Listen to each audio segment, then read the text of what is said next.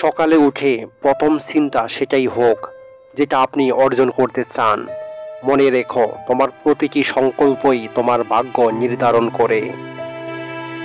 সাফল্যের কোনো গোপন রহস্য নেই।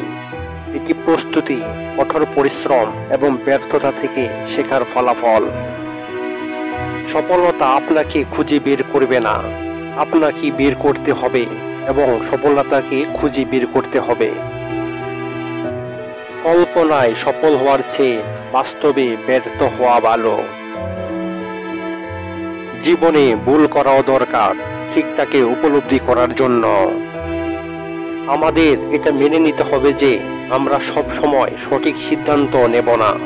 আমরা কখনো কখনো রাজকীয়ভাবে ক্ষতিগ্রস্ত হব। বুঝতে পারবো যে ব্যর্থতা সাফল্যের বিপরীত নয়, এটি সাফল্যের অংশ।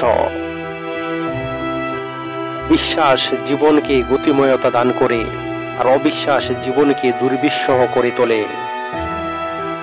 তোমার পড়ে যাওয়া মানে হেরে যাওয়া নয়। তুমি মানুষ, কোনো দেবতা নয়। পড়ে যাও, উঠো, দৌড়াও, নিজেকে গড়ে তোলো। যদি তুমি কখনো অপমানিত বোধ করো, তবে অপরকে সেটা বুঝতে দেবে না।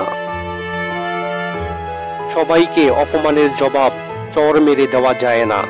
মাঝে মাঝে যোগ্য জবাব কাজের মাধ্যমেও দিতে হয়। যদি আপনি বাস্তবে সত্যি কিছু করতে চান, তাহলে কোনো না কোনো রাস্তা ঠিকই খুঁজে পাবেন। আর না যদি করতে চান, তাহলে আপনি অজুহাতও ঠিকই খুঁজে পাবেন। শুধু পেরে ওঠা নয়, চেষ্টার চেয়ে বড় সফলতা আর কিছুই হয় না। সব ধরনের অনিশ্চয়তা, হতাশা আর বাধা সত্ত্বেও নিজের সবটুকু দিয়ে সফল হওয়ার চেষ্টা শক্তিমান মানুষকে দুর্বলদের থেকে আলাদা করে। সাহস মানে ভয় না থাকা নয়, সাহস মানে ভয় থাকা সত্ত্বেও তাকে জয় করার চেষ্টায় আত্মবিশ্বাস নিয়ে এগিয়ে চলা। সাময়িক ভালোর জন্য কোনো বড় পদক্ষেপ নিও না, হতে পারে সেটাই তোমার স্থায়ী কোনো ক্ষতির কারণ। সুখ তোমার তৈরিকৃত বস্তু নয়, এটি আপনার কর্মফল থেকে জন্ম নেয়। নিজেকে নিজেই কিনে তুলতে হবে, কেউ আসবে না ভরসা হতে। যদিও কেউ আসে, তবে হয় তোমাকে ভেঙে দেবে, না হয় দুর্বল করে দেবে। এই পৃথিবী কখনো খারাপ মানুষের খারাপ কর্মের জন্য ধ্বংস হবে না। যারা খারাপ মানুষের খারাপ কর্ম দেখেও কিছু করে না, তাদের জন্যই পৃথিবী ধ্বংস হবে। জীবন চলার পথে বাধা আসতেই পারে, তাই বলে থেমে যাওয়ার কোনো অবকাশ নেই। যেখানে বাধা আসবে, সেখান থেকে আবার শুরু করতে হবে। যে জাতি তার বাচ্চাদের বিড়ালের ভয় দেখিয়ে ঘুম পাড়ায়, তারা সিংহের সাথে লড়াই করা শিখবে কিভাবে?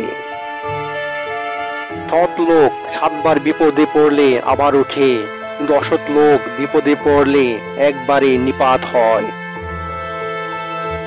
জীবনে দুটি দুঃখ আছে, একটি হলো তোমার ইচ্ছা অপূর্ণ থাকা, অন্যটি হলো ইচ্ছা পূর্ণ হলে আরেকটির প্রত্যাশা করা।